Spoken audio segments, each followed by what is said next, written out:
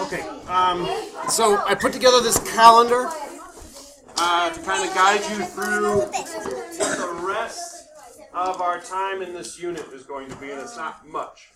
So basically I have the big ideas up here, and then essential questions to kind of bring those back to your mind. Here we are on Tuesday the 25th, and then next week, okay, so we celebrate next Friday. We do some sort of celebration with the work that we've done. We take a post-assessment, and from here on out, we're really focused on that character change and response. Okay? Character traits. So it's all about characters. So the next 1, 2, 3, 4, 5, 6, 7 days are all going to be about characters. Okay? And so by the end of the 7 days, that's where you should be. You should be masters of this. Okay? You should be able to do this work that we ask you to do. So what I'm going to start today is this, is that one of the cool things about reading, especially fiction books, cool things about reading fiction books is that you get to practice real life stuff. Okay? You get to do something called reading people. So when we read a book, we read people. Okay? And what that means is you pay attention. So if you pay attention to people in your life or characters in a book, you're going to want to do a few things. You want to notice when they do something. Okay? And you want to ask yourself, why are they doing that? And then you're also going to want to think, do I see any patterns? Okay? What did they do? Why did they do it? Have I noticed anything? Okay? So if we go back to chapter 2 with our friend Rob, right when he gets on that bus. Let's see what he does here. Looky here, said Norton Freemonger as soon as Rob stepped onto the school bus. It's the Kentucky Star. How's it feel to be a star? Norton stood in the center of the aisle, blocking Rob's path. Rob shrugged.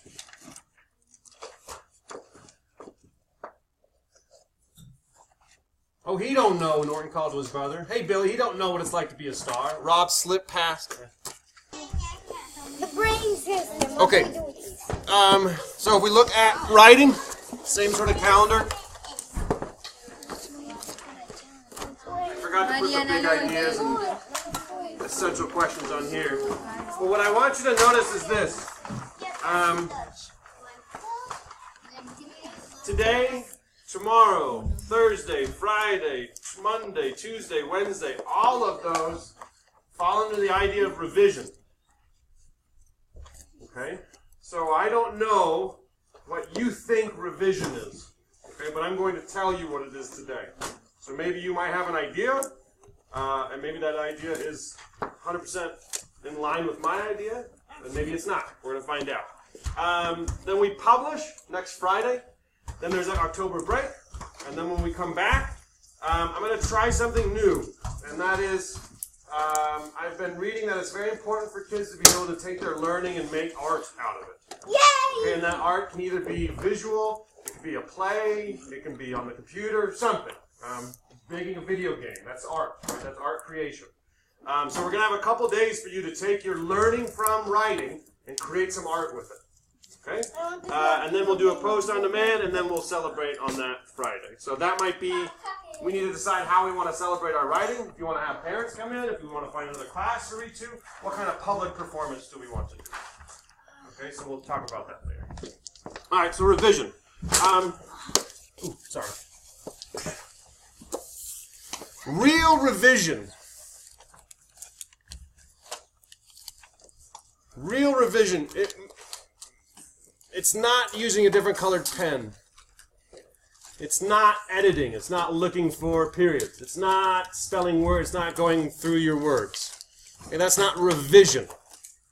Okay, if you think of the word, here, let me write it here.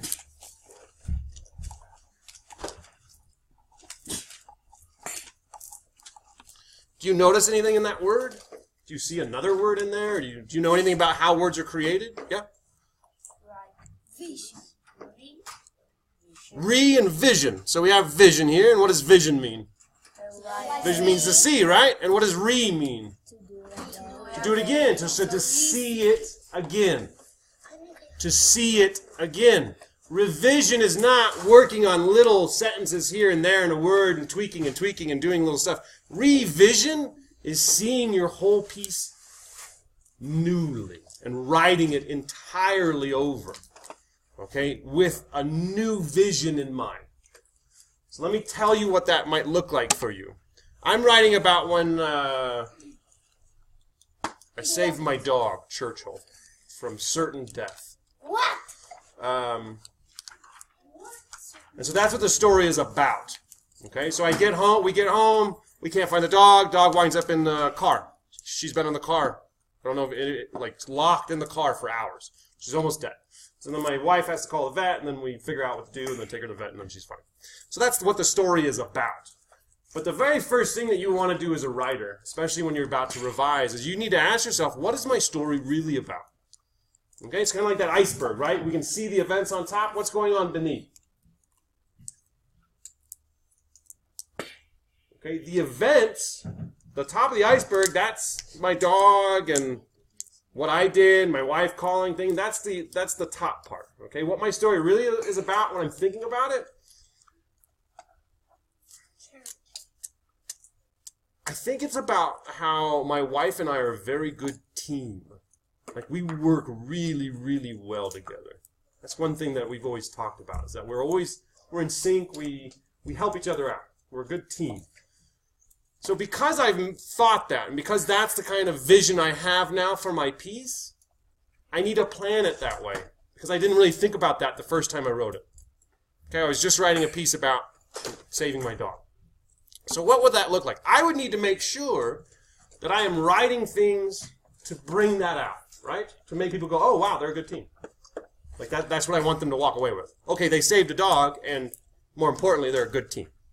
So what would that look like? So I'm going to plan this out just real quick, just on 4 pieces of paper, just kind of writing it. Team.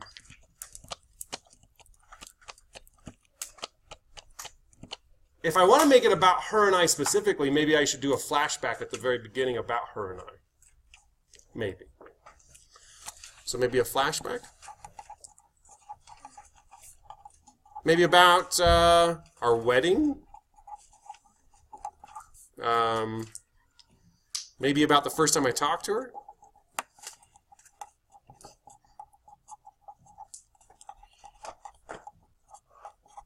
Okay. And then, then we got home, and then there was a dog. Okay, so I was with the dog trying to get Churchill out of the car while we didn't have to talk to each other and plan anything. She just knew what to do. So, like, it's not that we sat there and planned, okay, I'm going to go get Churchill out of the car, you go and call the veterinarian. Like, you know, we understood what we had to do. So I would need to focus on that, the next part. Is that me with the dog? My wife is on the phone. And then how will I show that? Maybe in the next part, maybe there's a special look we have. How else can I show that?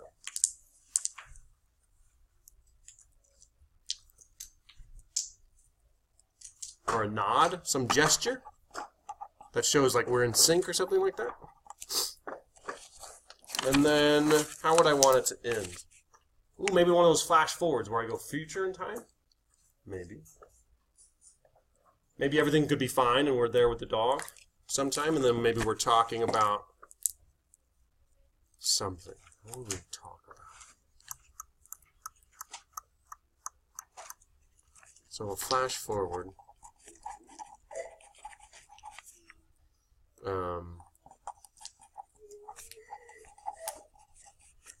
What about just life? Our life together.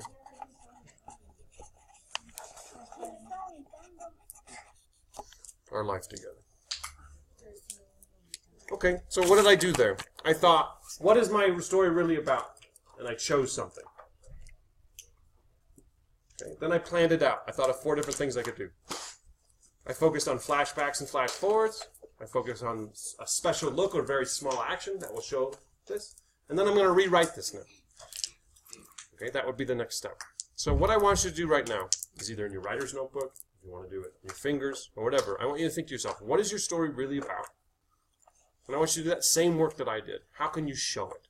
Okay, and I'm going to give you about 2 minutes to think about that. So do that work now.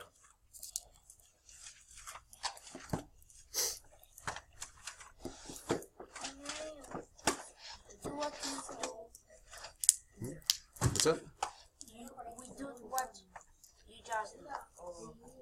Do that same process. So what is your story really about, and how are you going to be able to show that?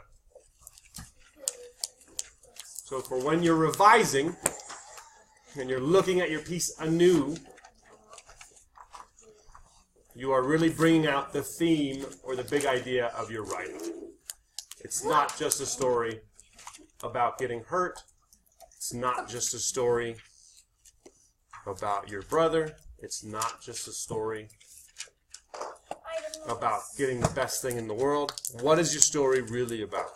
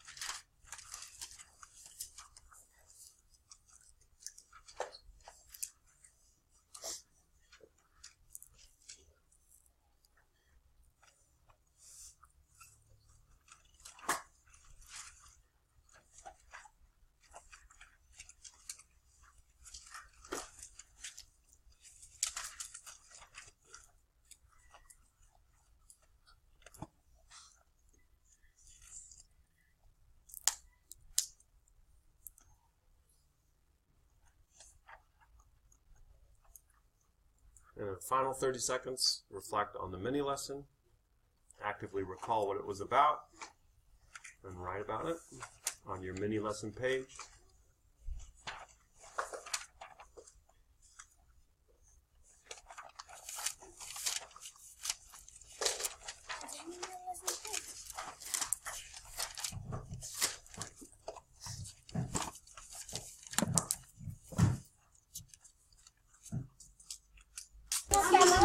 So what I at least want to convince you, I may not be able to convince you that the strategy is more important than the answer, but I do want you to understand that the strategy is at least as important as the answer. So what we're going to do right now is I just want to focus on strategies. I don't even care about getting if we get a right answer or a wrong answer at this point. I just want to think, what are all the different ways we could solve a problem, okay? So if I have a problem like 5 times 20, ooh, no, I want to do 24. Sorry, I'll write that again. 5 times 24, ooh, what might be a way we could solve that? What might be a way? Let's think about as many different ways as possible to solve this. Let's start in math. Huh? It's also math. Yes. I like 24 plus 24. Okay, adding 24. Yes. Oh, it's Okay. also math. Yes.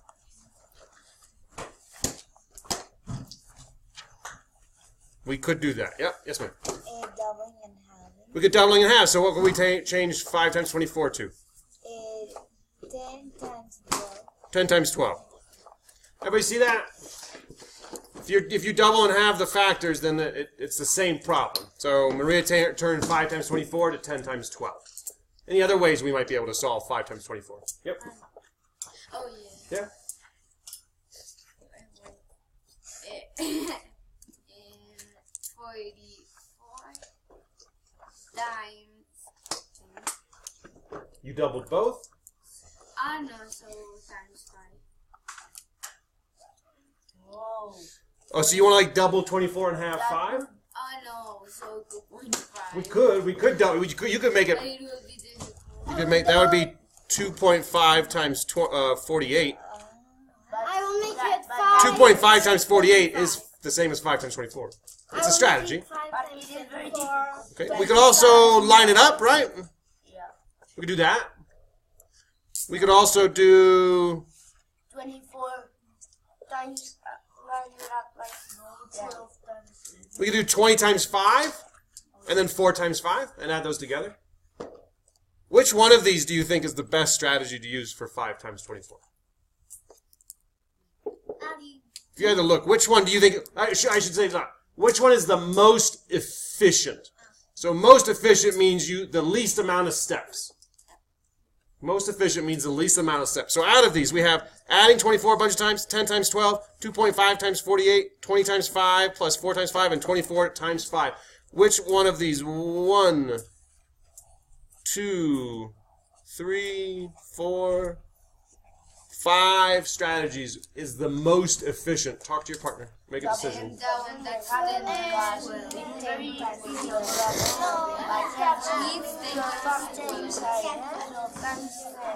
don't know that I think 10 times 12. All right, 3, 2, 1, 0. If we look at this one, we have to do 1, 2, 3, 4, 5 calculations, and in there we have to carry numbers and like keep track of stuff. Very complicated. A lot of room for error. Here, 5 times 4 is 20. That's 1, 2. Maybe you have to add things together. 3. At least 3 different steps. At least 3 different steps. A lot of room for error. Here we'd have to do 1, 2, 3. Here, I mean 2.5 times 48. I'd have to think about stuff and split that apart. 10 times 12? Yes. I know it's 120. Yeah, like I don't really have to do much. Do I have to even calculate anything? No. Not really. I've made this very, very easy on myself. Okay, I've made this very, very easy on myself. What about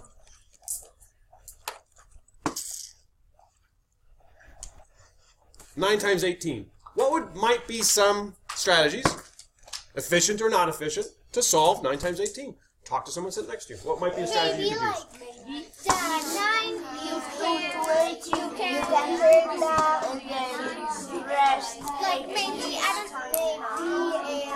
think you can double the 9 and have the 18. No, you can do 9 times 18.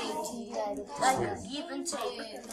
I think you could do 10 times 18. First 10 times 18 and then 1 subtract and then minus 1 times. High 5, 4, 3, 2, 1, 0. Any thoughts? Emiliano, Luciano, Maria.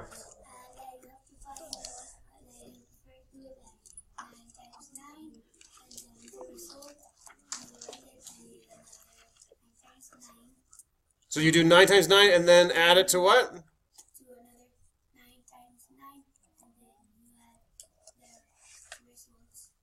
So you would say if I did 9 times 9 plus 9 times 9, that would be the same as 9 times 18. Okay? Yeah. Or give 1 to 9, so it will be 10 times 18 and then take 1 18. So 10 times 18 minus 1 times 9? Yeah. Okay. Anything else we can do? There are more strategies, right? Even if they're horribly inefficient. We could add 9 18 times. What? We could. 18. 9 times plus 9 forever. Or Yeah. we could do 9 times 20 and then subtract 9 times 20? Yeah. 9 times And then 20 this minus 9 times 2. Okay? We could do 9 times 10 plus 9 times 8. Right? Okay. So we have strategies. We have options. This is what I want you to start doing in your life. Not just with mathematics, but life. Because as someone said today, a teacher's job is to teach you about life, right? Actually, I think teachers, the profession of teacher should be changed to lead learner. That's what I think. But anyway.